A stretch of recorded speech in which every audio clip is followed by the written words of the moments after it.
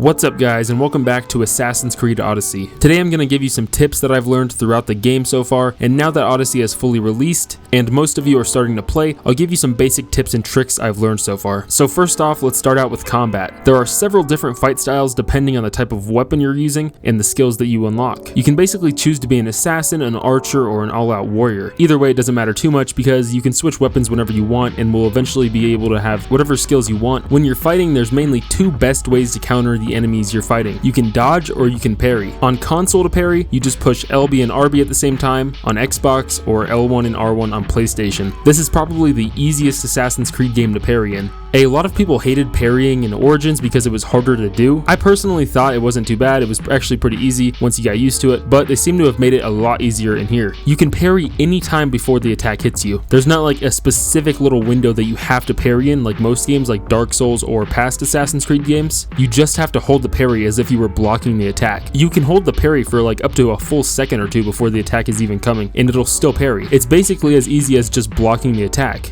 But even if you know how to parry, something you might not have known is that you can parry arrows. This is a bit harder to do than just parrying a normal attack, but if you can get used to the timing, it's also not too hard. It's pretty easy. I think they added this because they got rid of shields. Why did they get rid of shields in a game where you play in a time where shields were probably more used than any other time? I have no idea. But since you don't have a shield, your only options are dodging or parrying the arrows. I think this was a great addition to the game. It's really cool, but I feel like we could have also kept shields in the game as well. Dodging is also a bit different. You can do a simple dodge or hold your dodge button to roll. But the best thing to do is a perfect dodge. I honestly don't know what this is called, so I just call it a perfect dodge, but when you do this, it'll actually slow down time. And it's one of the best things to do if you're in a tough fight, especially since some attacks are unparryable. To know when an attack is unparryable, just look at the red glow. If the enemy has a red flashy glow before he attacks, that means you have to dodge. But to do the perfect dodge to slow down time, it's just like parrying in old games, looking for that specific window to dodge in instead of parry. It's right before the attack hits you, and if you look for that little flash that the enemy has when he attacks you, you kind of want to go right after you see that flash. This is surprisingly harder to do than parrying in this game, but it's also pretty easy once you get used to it, pretty much like everything else. Now, my last combat tip is to use the Spartan Kick ability, which is one of the first abilities you can unlock from the skill tree, and it's probably the most OP.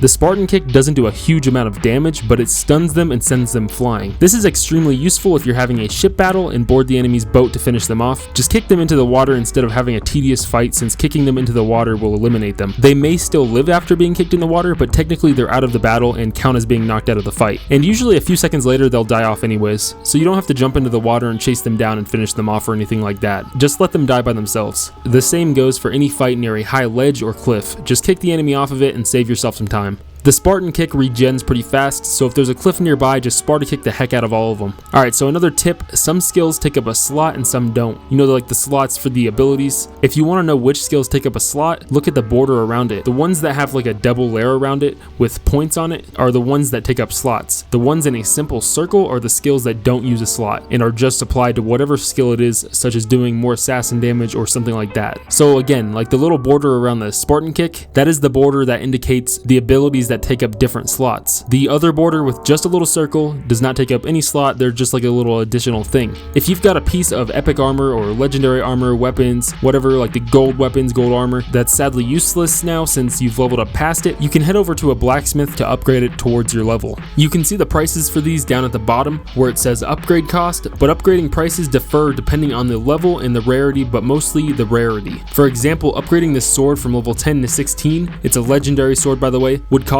359 iron metal, 181 soft leather, 12 obsidian glass, and 4,320 gold, which is a ton. What I'm most likely going to do is wait until I'm max level, and then I'll upgrade the weapons and armor that I like instead of constantly upgrading over and over again each time I level up. Another tip that also goes into the blacksmith is, yeah, you can sell your items to him, but what I didn't realize for quite a long time is that you can dismantle your items into materials and resources like soft leather or obsidian. Now for my last tip that's gonna have anything to do with the blacksmith probably, is that you don't really need to buy anything from the blacksmith. Most of the great loot is found throughout the world or as drops or rewards from missions and enemies, especially since what you buy from the shop will be useless once you level up unless you waste even more gold and resources to upgrade it. So you're losing out on a lot of gold and a lot of resources buying things from the shop. What you want to use most of your materials and gold on is your ship. This is the best way to get your money's worth because a lot of missions and side stuff is done with your ship. Naval contracts are possibly one of the best ways to level up, so having a weak ship is going to slow you down a lot. So upgrade that ship, especially your hull, to increase the armor and health of your ship, as well as your archers and javelin throwers so you can machine gun some arrows at enemy ships.